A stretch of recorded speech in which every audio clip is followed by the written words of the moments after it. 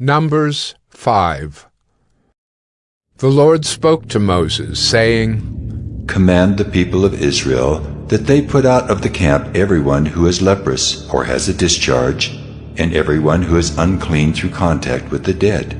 You shall put out both male and female, putting them outside the camp, that they may not defile their camp, in the midst of which I dwell. And the people of Israel did so, and put them outside the camp. As the Lord said to Moses, so the people of Israel did. And the Lord spoke to Moses, saying, Speak to the people of Israel. When a man or woman commits any of the sins that people commit by breaking faith with the Lord, and that person realizes his guilt, he shall confess his sin that he has committed.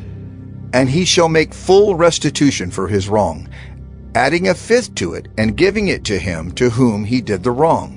But if the man has no next of kin, to whom restitution may be made for the wrong, the restitution for wrong shall go to the Lord for the priest, in addition to the ram of atonement with which atonement is made for him. And every contribution, all the holy donations of the people of Israel, which they bring to the priest, shall be his. Each one shall keep his holy donations. Whatever anyone gives to the priest shall be his. And the Lord spoke to Moses, saying, Speak to the people of Israel. If any man's wife goes astray and breaks faith with him, if a man lies with her sexually, and it is hidden from the eyes of her husband, and she is undetected, though she has defiled herself, and there is no witness against her, since she was not taken in the act.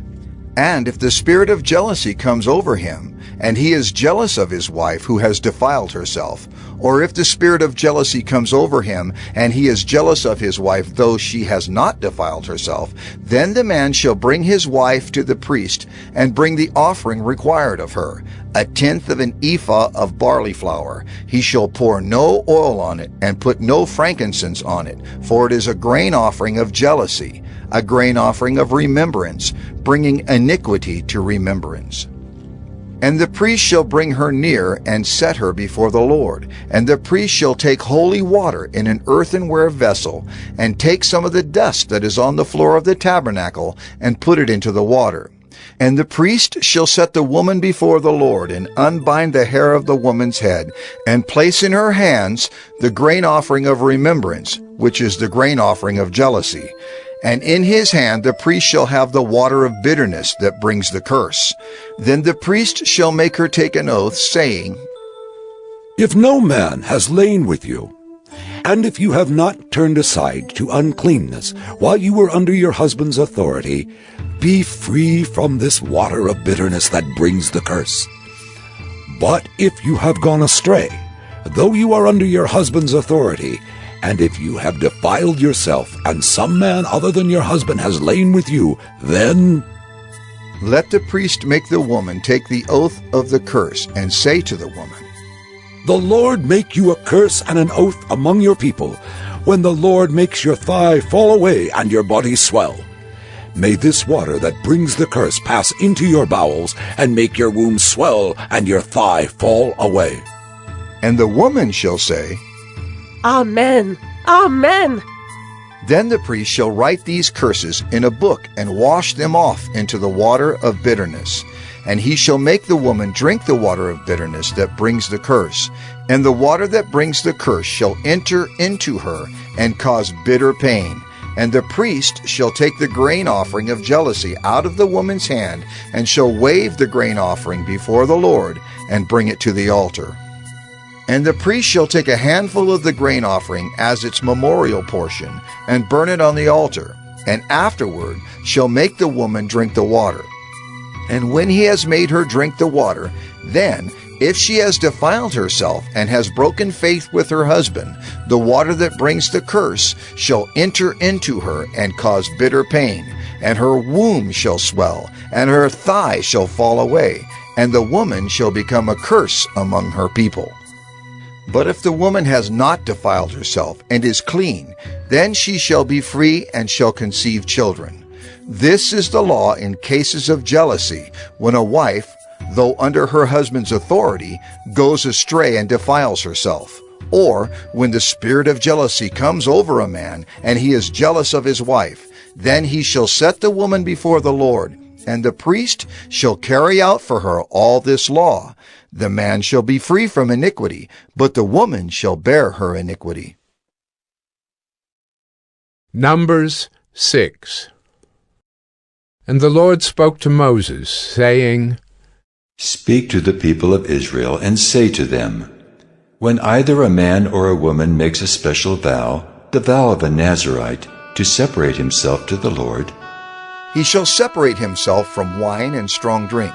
He shall drink no vinegar made from wine or strong drink, and shall not drink any juice of grapes or eat grapes, fresh or dried. All the days of his separation he shall eat nothing that is produced by the grapevine, not even the seeds or the skins.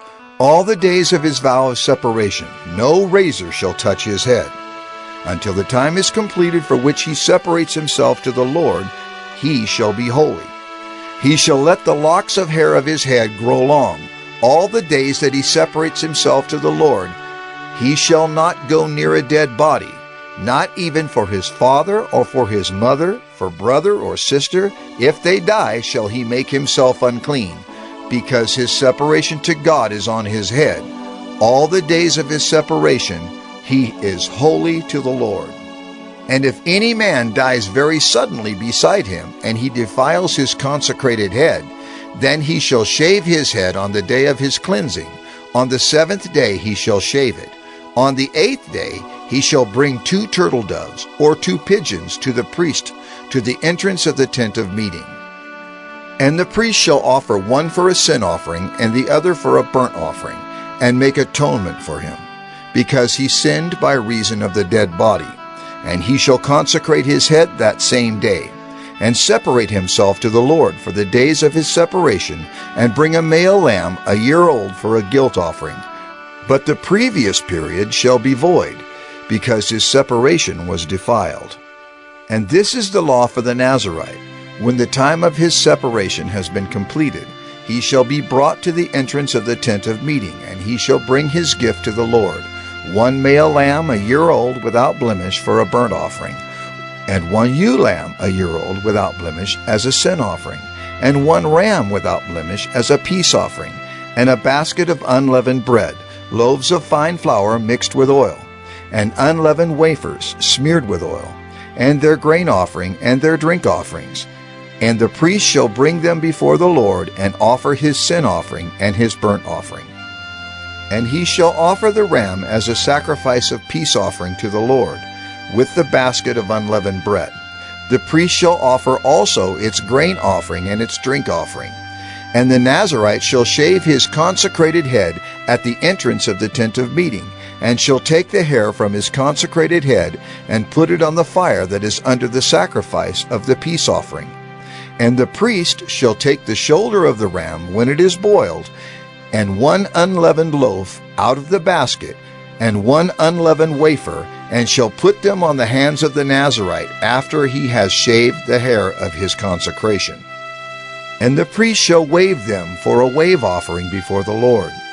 They are a holy portion for the priest, together with the breast that is waved and the thigh that is contributed. And after that the Nazirite may drink wine. This is the law of the Nazirite. But if he vows an offering to the Lord above his Nazirite vow, as he can afford, in exact accordance with the vow that he takes, then he shall do an addition to the law of the Nazirite. The Lord spoke to Moses, saying, Speak to Aaron and his sons, saying, Thus you shall bless the people of Israel.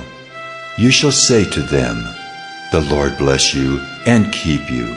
The Lord make his face to shine upon you and be gracious to you. The Lord lift up his countenance upon you and give you peace. So shall they put my name upon the people of Israel, and I will bless them.